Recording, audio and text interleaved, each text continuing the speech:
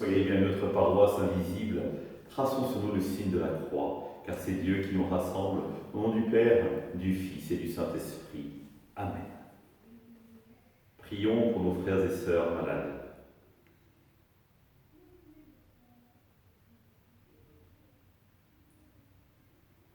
Prions pour tous les soignants et ceux qui œuvrent pour le bien commun.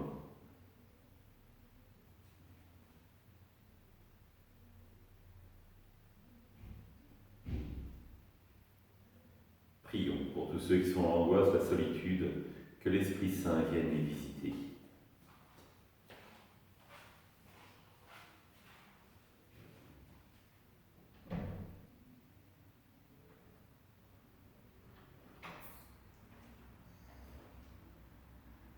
Pour montrer notre communion, je vais maintenant allumer cette bougie au cierge pascal.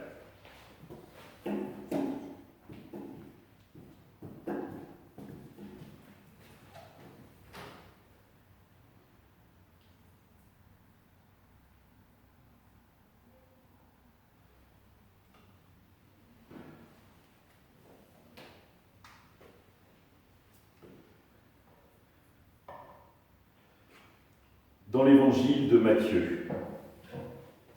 À ce moment-là, les disciples s'approchèrent de Jésus et lui dirent « Qui donc est le plus grand dans le royaume des cieux ?» Alors Jésus appela un petit enfant et le plaça au milieu d'eux, et il déclara « Amen, je vous le dis, si vous ne changez pas pour devenir comme les enfants, vous n'entrerez pas dans le royaume des cieux. Mais celui qui se fera petit comme cet enfant, celui-là est le plus grand dans le royaume des cieux. Et celui qui accueille un enfant, comme celui-ci, en mon nom, il m'accueille, moi. Gardez-vous de mépriser un seul de ces petits, car je vous le dis, leurs anges dans les cieux voient sans cesse la face de mon Père qui est aux cieux. Acclamons la parole de Dieu, louange à toi, Seigneur Jésus. Nous fêtons aujourd'hui les anges gardiens. Le monde invisible qui nous met, il faut bien reconnaître, souvent en difficulté. Et pourtant, cela fait partie intégrante de notre foi, car rappelez-vous ce que nous disons dans le symbole de Nicée-Constantinople, je crois en un seul Dieu, créateur du ciel et de la terre, de l'univers visible et invisible. Le visible, pas de problème, c'est vous, c'est nous, c'est moi plutôt, c'est toute la terre, pas de problème. L'invisible, évidemment, immédiatement, ça nous met plus mal à l'aise, et on se dit, mais qu'y a-t-il derrière? Et l'Église ne va pas donner énormément de détails. Dans la Bible, effectivement, on a des indices, notamment avec le monde des anges, le monde des esprits, mais les autres traditions religieuses, par exemple le chamanisme, voient tout le monde des esprits. Et l'Église reconnaît tout à fait qu'il existe. Que peut-on dire dessus? Pas forcément grand-chose. Mais l'Église a développé ce qu'on appelle l'ange gardien.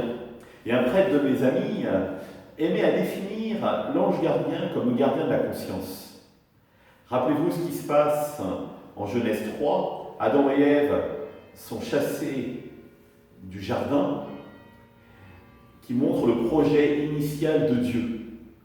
Et il met devant un ange avec une armée pour empêcher les gens d'entrer. Et il dit finalement, l'ange gardien, c'est celui qui va préserver le plus intime de notre être, notre conscience, et la défendre contre tout. Et je crois qu'il est heureux, nous qui avons cette capacité de choisir entre le bien et le mal, de garder intacte cette dignité d'enfant de Dieu qui est notre conscience, qui nous permet en pleine liberté de choisir le bien. Parce que si celle-ci devient viciée, alors ça peut devenir très compliqué pour nous, et nous entrons dans un cercle terrible. Les Allemands parlent du Teufelskreis, le cercle du diable. Oui, cet ange qui va nous accompagner finalement, va nous préserver et nous protéger. Et ça peut nous renvoyer finalement, rappelez-vous le jour de notre baptême, ou au moins regardez les photos, le prêtre a imposé la main sur chacun d'entre nous, pour bien manifester combien Dieu va l'accompagner tout au long de notre vie. Et l'ange, vous savez, angelos en grec, le messager, finalement cet ange gardien, C'est peut-être celui qui, depuis notre baptême, nous aide à vivre notre relation à Dieu et nous préserve de faire des mauvais choix. Soyons sûrs que si nous nous adressons à lui, quoi qu'il arrive, il nous mènera au Père. Ensemble, nous le prions.